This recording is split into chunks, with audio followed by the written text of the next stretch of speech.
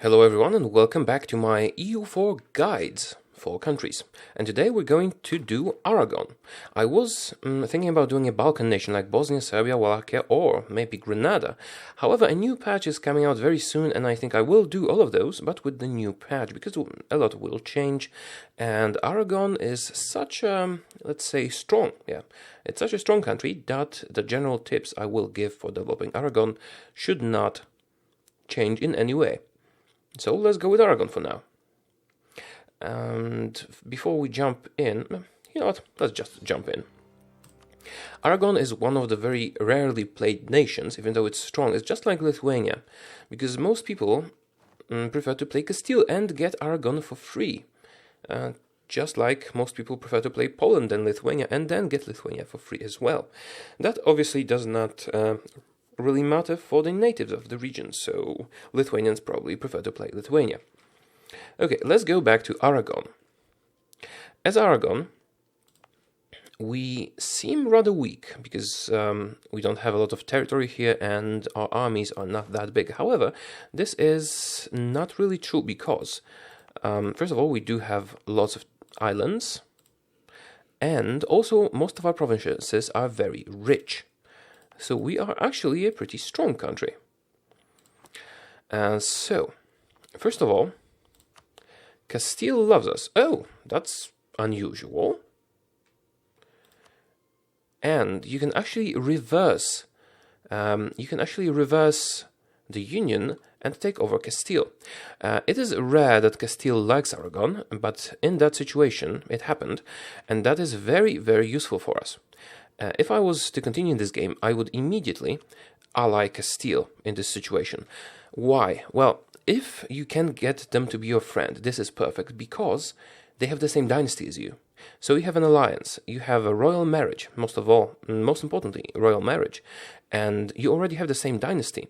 Then if they lose their heir, which happens quite often, you will be able to enforce a personal union on them. Now, the Iberian wedding does not work for Aragon, I believe, unless they changed it recently. Only Castile can get it. But you can still get the personal union over them. And after you have taken control of them, you will be able to form the Spanish nation. It won't make much of a difference when you have already annexed them, theoretically. However, it will automatically make you accept the cultures. So yeah, if Castile is friendly towards you, make friends with Castile. Offer alliance, royal marriage, and so on. Be the best friend they can have. Now, France. Actually, if you can have France as a friend as well, and it seems like in this playthrough it would be possible, it would be perfect for you. So that you can just focus on expanding elsewhere while having two very powerful allies. So France is not too far from accepting an alliance with us. It would only require a Diplo rep guy, and we can actually afford a level 2 because we're very rich, to get a royal marriage with them, and then an alliance. So in such a situation, having Castile and France as allies is perfect. If you can get Portugal as well, and we can get Portugal as well, that's just wonderful. And I'm not sure if France will like us being allied to Castile. In this playthrough, they did not rival Castile, so it's just a perfect situation. I would actually continue this game if I went with Iron Man because it's a very favorable start. Nevertheless, I did not. And let's get into it. Let's get into explaining how you can play as Aragon, apart from allying Castile and France if it's possible. The next bit you should be worried about is Navarra. Navarra is small, it is next to you, and it will accept your diplomatic vassalizations, I believe, if you make them friendly. I think. Wait a minute. Government rank, military power. I think you'll need to build up your army a little bit as well to make them accept your overlordship, but it is possible to vassalize them diplomatically, which will be also quite beneficial. You can later expand into England if you want to, but if you have an alliance with France, that will damage it because they have cores here. Basically, in my opinion, the focus of a player playing Aragon should be taking over Castile in a personal union and then annexing them because you already have the same dynasty, and also expanding in the Mediterranean. Okay, let's have a look at Naples, because we start with a personal union over Naples. They like us, they are not rebellious, but we should make sure that the relations we have with them are very good. So make sure that you improve relations with Naples. And they are an asset. They will help you militarily, and you can annex them for diplomatic points, which is useful. Now, I would recommend destroying at least some forts, because you don't need all those forts. Especially if you get an alliance with France, then you can destroy this one as well. Why? Well, because forts drain your income significantly. You probably won't need the one in Messina as well. I'm leaving this one up for now because I still don't know if we would get an alliance with France in this situation, but if you did, you can destroy it. Same with this one here. If you can get an alliance with Castile, which we just did, this fort is useless to us, and it is only costing us money. Forts are usually not the best investment. If we go to the diplomatic map mode, we can see Naples is under our control. So is most of the Mediterranean. We don't have any... wait a minute. We do have enemies. Yeah, I thought we didn't have any enemies because I looked at Naples. We have enemies. We have, in this situation, it's the Ottomans, Hungary, and England. They will not be threatening to us. Not really, because the Ottomans could theoretically invade Naples, but they probably won't. Hungary could challenge us, but they probably won't. And we are stronger than them, at least at the beginning of the game. So if we wanted to, we could just beat up Hungary. Another ally you might consider is Austria. And they don't hate any of our friends, so yeah, it's actually very possible they would agree immediately. If we can ally Austria and rival Hungary, that would make them enemies, and then we can invade Hungary while being friends with Austria. So as you can see, Aragon has lots of diplomatic diplomatic opportunities, because most people don't really rival Aragon. Castile sometimes does, France sometimes does, but that's pretty much it. You could invade Granada, but there's no point. You'll just take over Castile after they have taken them over. So, let me just unpause so I can show you how many alliances I can get as Aragon.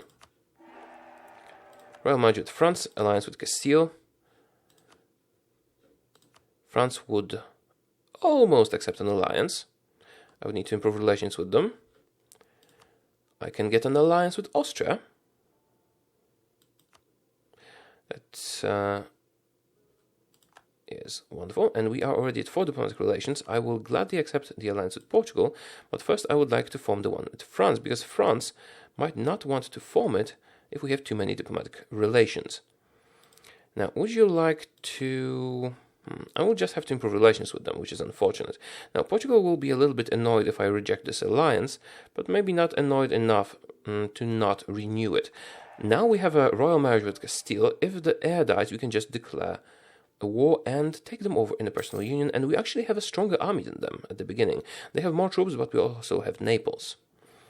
Arguably, it is not as good because Naples is a subject, so they're less valuable. I would be going, in this game, I would be going over the diplomatic relations limit, because I would go with, we are already at 4, I would go with 6. Naples, France, Castile, Portugal, and Austria. If we can get all of them, that would be perfect. Actually, what I'll do is I will accept the alliance with Portugal and see if it will, because we already have a diplomatic relation with France. Now, does it impact the likelihood of accepting an alliance with us? Because we already do have a diplomatic relation with them, so it shouldn't matter. And it doesn't matter. Okay, so we can just wait and improve relations with France to form an alliance. And same with Navarra. Let's start by forming an alliance with Navarra. So now we have relations with everyone I want to have relations with. We're at 6 out of 4, which is not bad. Now, if we improve relations with France and wait long enough, they will also accept the alliance, and we will be covered on every front. Obviously, we might have to choose between our allies if, for example, France and Austria start fighting between each other. But But in such a situation, we can just choose the better ally for us, because we can use Austria to fight Hungary. Oh, we should choose rivals. Let's choose England. Let's choose Hungary. And the third one I usually like to leave open. We could choose Venice and invade them if Naples have claims. We could choose the Ottomans, but they are very powerful, maybe too powerful for us unless we had any good allies joining us. We could try and choose the Mamluks, because we are not as far away from them as one might think, but we don't have a direct border, even a naval one, so we would need to do something else than fabricate claims to get into their lands. Trade conflict is actually a very good option in that situation. Or we could choose Genoa. However, fighting Genoa should probably wait until they drop out of the empire with the Shadow Kingdom event, because in such a situation it wouldn't call in the emperor. And as you can see in this particular playthrough, actually everybody loves us. Okay, so that's the political situation. If you can, befriend all those countries. Portugal, Castile, France, Austria, and Navarra, which you will diplomatically vassalize if it's possible. And then expand. Okay, let's talk about expansion now. Where and how should we expand? Well, there are several avenues you can take.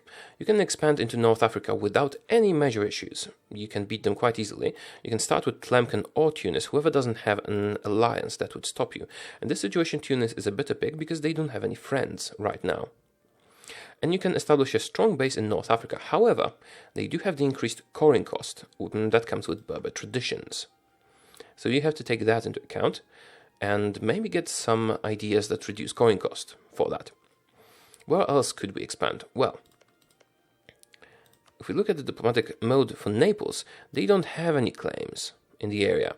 However, you might encourage them to make claims. You might encourage them to make claims, or they might make them on their own. Actually, I'm not sure if this works exactly the way I think it does, but if I select, for example, those provinces as provinces of special interest, I think our subject of Naples might start fabricating claims on them. That will damage our relations with the countries, but it doesn't really matter. Now, Ragusa would be a wonderful diplomatic vassal, but we are too far from them, and we are too weak. No, we're actually too poor for them to accept that. That's weird. I thought we were very rich. So yeah, if we do that, some people tell me that it will encourage our subject to start fabricating claims here, and then we can expand it to the Balkan area, which would be beneficial from the financial standpoint, but could put us at odds with Ottomans and Hungary. With the alliance from Austria and also the other ones, we might be actually safe from an attack from the Ottomans, because if the Ottomans attack us and we have Austria and France on our side, and also Castile and Portugal, they stand no chance, they will just get beaten up. So that is one viable option, but you need claims in the area. You can also try justifying a trade conflict because you are a very strong naval and trade power as Aragon. Okay, another avenue of expansion. You could go towards Venice. Venice is stronger in trade, so it will also require the justified trade conflict, or you could just hope that your subject of Naples fabricates a claim on Dalmatia. That could work. I do not recommend an OCB war. Definitely don't recommend that. What else? You could expand into Italy directly. However, it is slightly problematic. As you can see, those provinces are actually owned by the Holy Roman Empire, which means if we attack them, we would also be declaring war on Austria, and we don't really want that. There is, however, one way around that. You can attack the Pope. Attacking the Pope is not very good for a Catholic nation, but you have to consider your priorities. If you don't want to colonize, your relationship with the Pope is not that important to you. If you do want to colonize, you might want to leave him alone. Let's suppose, for a second, that you don't really care about your relationship with the Pope. Then I would recommend fabricating a claim on Rome, attacking the Pope, beating him up, and then not taking Rome, but taking some land in this area. Even one province would be enough. And from here, I'm saying one province because you will get a lot of aggressive expansion since you won't have a claim. Maybe one or two provinces in this area will actually let you fabricate claims on...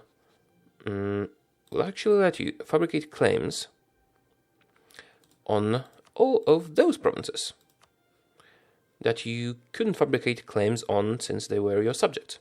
So this is one avenue of expansion I would recommend, definitely. Actually, Ancona would be sufficient. You take Ancona, you fabricate claims on Venice, Hungary, or Ragusa, and you can move into the Balkans, into Hungary, or take over the Venice trade node, which will be quite beneficial. And when you're already there, you can just fight more wars with the Pope, take over all of his papal state, apart from Rome, which I do not recommend taking. Another avenue of expansion is Provence. Provence is vulnerable to you because you share a naval border and you can easily fabricate claims on them. And you are stronger, you should be able to kill them easily. And Provence, well, it's just 2 provinces, but 2 provinces is better than nothing, of course. And if you have a good relationship with Austria, they might not want to join wars against you. It really depends. So you might even want to expand into the Holy Roman Empire, but generally, expanding into the Holy Roman Empire costs you a lot of aggressive expansion. So I would recommend to wait for the Shadow Kingdom event, Italy and the Shadow Kingdom event, and all the countries here will drop out of the Holy Roman Empire, and you can just invade them normally after that. And before that happens, I would recommend going after the Pope and expanding in the Venice area, or going for North Africa. And there is also another way. You could go through Navarra either by conquest or diplomatic annexation, depending on how aggressive you want to be, and you can go after England. Now, this is problematic if you're friends with France, because if you take those provinces, you will have French cores, which will be a problem. However, what you could do is take Navarra normally, just annex them, fabricate a claim here, attack England, take your allies in, and then sail to the islands and just conquer some stuff over here. Now, as you can see, this is beyond our coring range, but I should probably check that. But if you conquer Navarra, I believe you will actually be able to core some stuff in southern England, probably Cornwall. So that is another avenue you can take. Now, let's go towards the specifics of the nation. What else? Oh yeah, you could try and conquer Byzantium, but it's sort of problematic because it's difficult to get a casus belli on them, although you can use justified trade conflict. Now, let's look at the ideas and traditions. Oops, wrong tab. Ideas and traditions. As you can see, your trade efficiency and galleys are improved, and that is basically what Aragon is geared towards. Just like Portugal is geared towards trade and colonization, Castile is geared towards colonization and religion, and Aragon is geared towards trade and naval dominance in the Mediterranean, which means good galleys. So, mercenaries doesn't really matter, force limit modifier doesn't really matter that much. Trade steering can be useful, especially in Alexandria and Byzantium. Stability cost modifier, trade power, autonomy change, and morale of armies. Those are not the best ideas. However, the global trade power plus 20 can give you a lot of money. As for the ideas you would want to take, it really depends on what you want to do. If you want to colonize, you are not in a super awesome position like Castile or Portugal is. However, you are in a position to take control of Castile in a personal union, and if you do, they will colonize for you. So it is very possible that you will actually have a lot of colonial subjects, or rather subjects of your subject, before you annex them, and when you annex them, they will be your subjects directly. So it's actually wise to wait for Castile to colonize quite a lot before you annex them, after you have established the personal union. The personal union will probably not be possible if they rival you at the start, so if you really want that, you might want to restart the game. But I usually prefer to just go with what happens. Still, I can't stress enough how important the fact that you have the same dynasty at the beginning of the game is. So, if they are without an heir, you can just claim their throne, then insult them so they break the alliance, and then attack them. If you break the alliance, you get a 5-year truce, so you'd have to wait, and that would ruin you. So, either keep your relations not that good, so when you claim the throne, the alliance would be dead, or don't get the alliance, but I would recommend rather getting it than not getting it. Then, if it's possible, then claim throne and go to war against them. You might need to go to war against someone else as well. For example, in this situation, they also allied Portugal, so we would have to fight Castile and Portugal. So you would need allies to do that. After a little bit of expansion, you could probably take Castile on your own. However, for Castile and Portugal, you might need help from an ally like France, for example. Together, you would just beat them up without any trouble. And after you have established the personal union, they will colonize the new world and it will all belong to you in turn.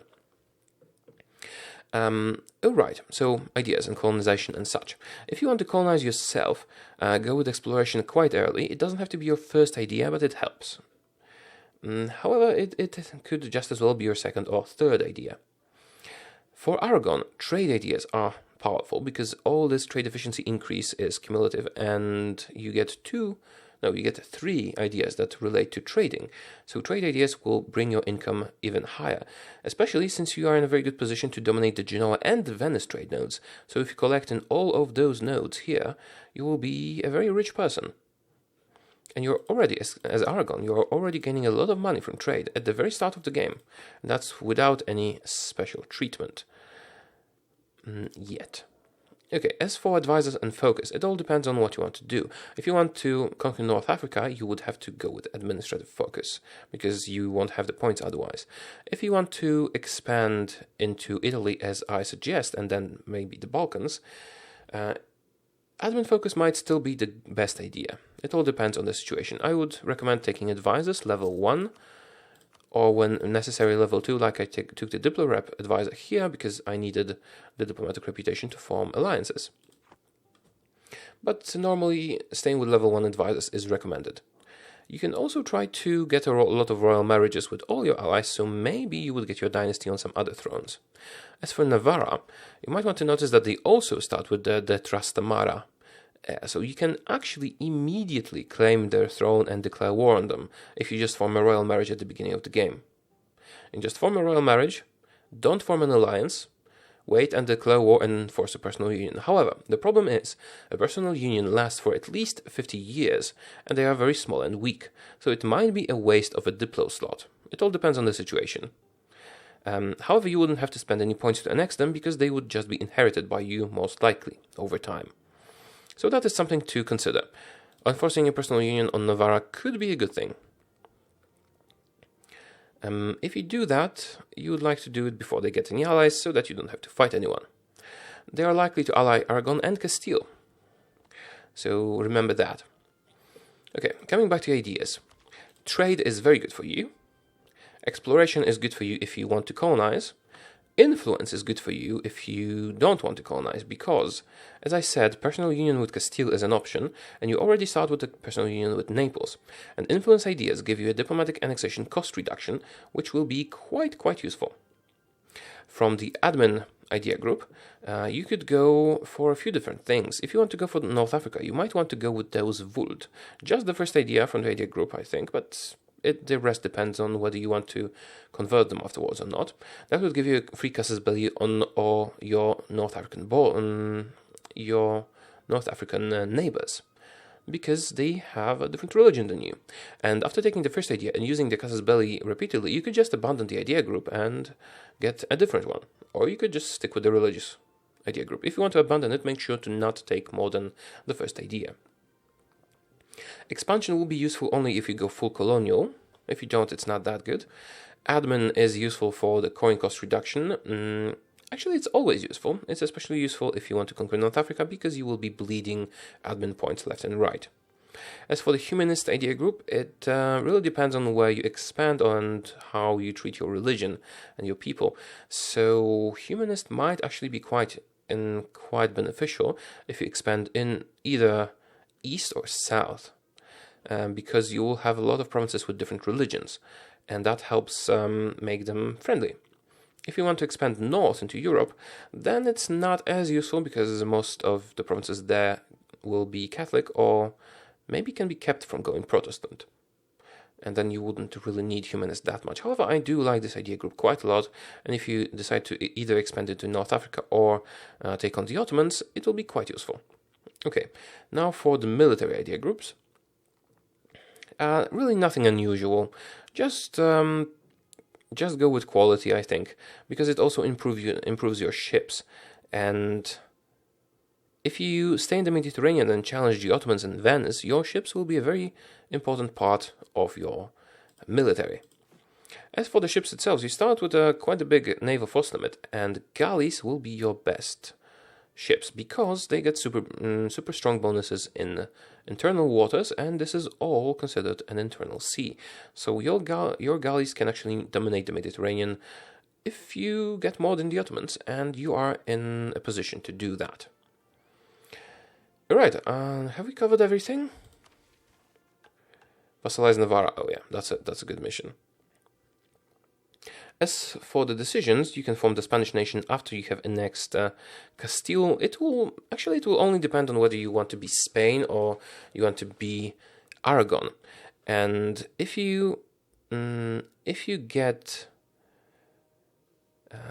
Spain, you will automatically accept all those cultures. But I think you get that anyway if you become an empire.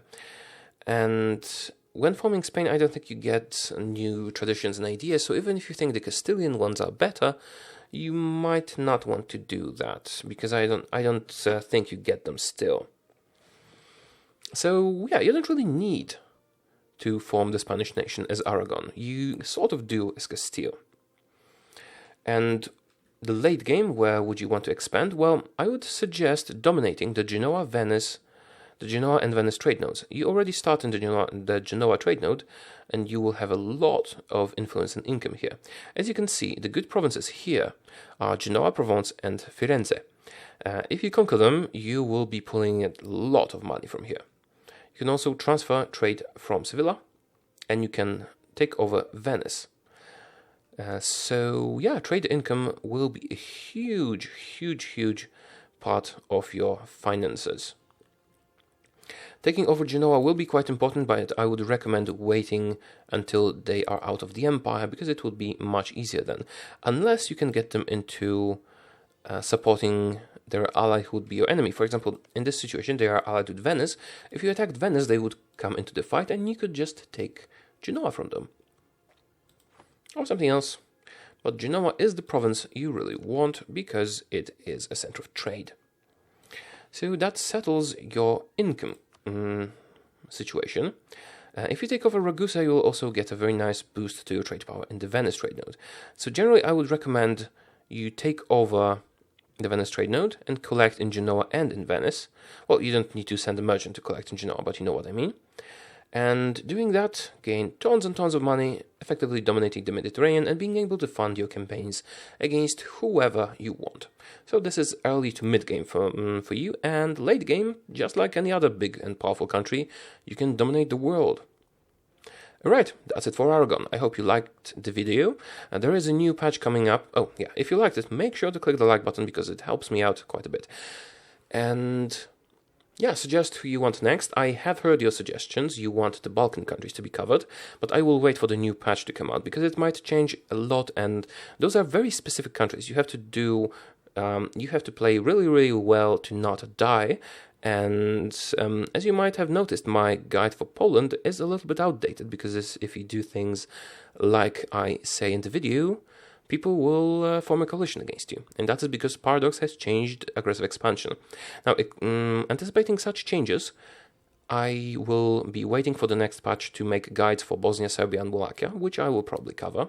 At least one of them, maybe probably two. Maybe all of them. But Bosnia and Serbia play very similarly, so I might do a joint guide for both of them. And yeah, so that I want to cover them with the new patch out. If you have any other suggestions for countries you would like me to cover, let me know in the comments. And I think that is it. The next countries coming up might be still in the Mediterranean area before the patch comes out, and after I'll do some Balkan ones. Okay, I'll see you next time. Click the like button and subscribe to my channel if you haven't already. Goodbye.